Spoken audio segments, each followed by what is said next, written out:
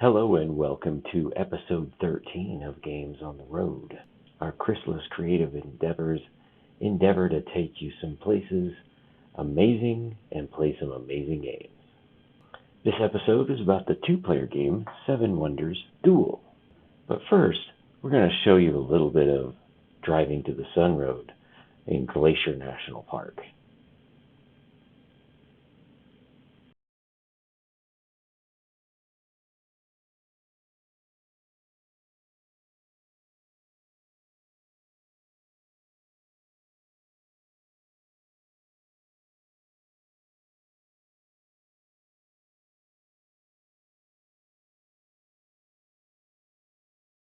And we'll wrap up with that beautiful view and get ready to talk about Seven Wonders Duels.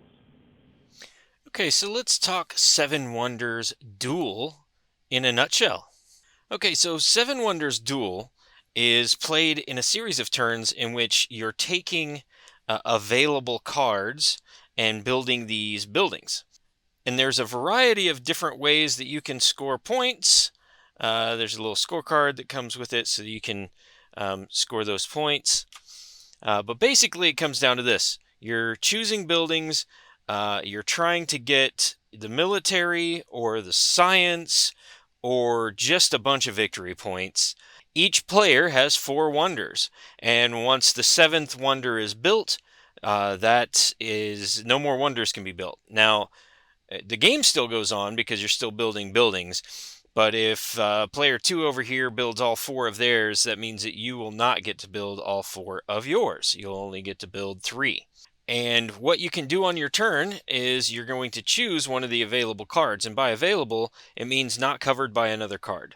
So let's say as soon as these 2 cards are gone, this card here would flip over, and then you could choose it. Now, when you choose a card, you have a couple of options. Well, you have 3 options, actually, not a couple. You have 3 options. One, you can pay the cost. Now, how you pay the cost is if you have a building, like this costs clay to make the garrison.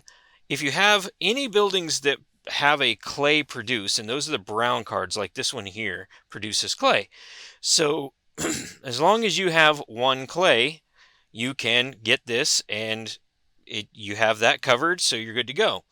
Now, let's say you don't have any clay. That doesn't mean you can't build this building. You just have to pay 2 coins plus how many ever your opponent has. So if your opponent has 2 buildings that produce clay and you want to build this, that means it would cost 4 to build this. Now, when you build it, you immediately do whatever it says on the top here. And this is the warfare or military icon, which means I would get to move my military closer to the capital of the other player. Now, when you cross these dotted lines, things happen. So the other player would lose 2 gold here, and if you're staying here at the end of the game, you get 5 victory points for that. Okay, so that's kind of how you do the warfare part. Now, the other thing to note I'm just going to pull this out from here.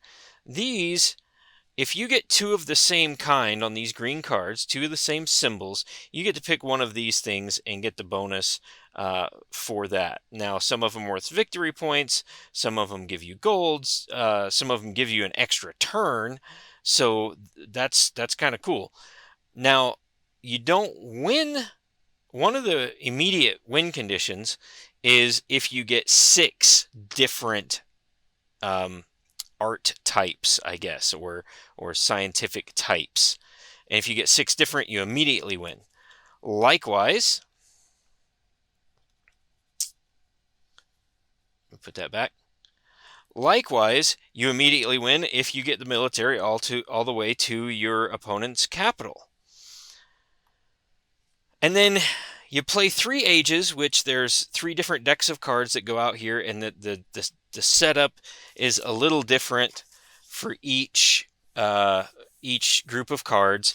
You play through 3 different ages, grabbing buildings, doing things, and then if somebody hasn't won by either the military or by the scientific victory, by having 6 different ones of these, then you tally up victory points, and different things are worth victory points, as well as some of these wonders are worth victory points, and whoever has the most victory points when the last card is pulled off wins the game in that respect, if there hasn't been an immediate victory.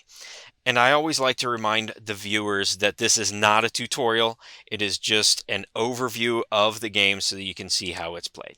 And that is 7 Wonders Duel in a nutshell. Okay, let's talk about Games on the Road ratings for 7 Wonders Duel. For cargo space, I gave 7 Wonders Duel a thumbs up.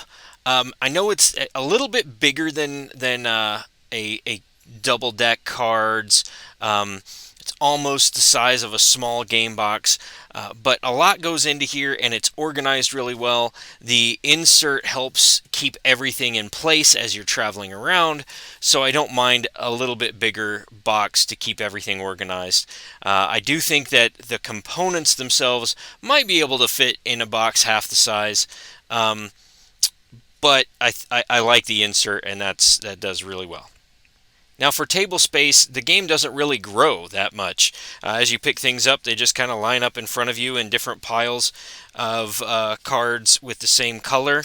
It's only a 2-player game, so it's not like you have to have this set up and then a setup for 3 or 4 players. So I'm giving this a thumbs up because it fits on this half card table and is playable and everything fits. Now, to learn 7 Wonders Duel, I'm giving this a thumbs down because there is a lot going on.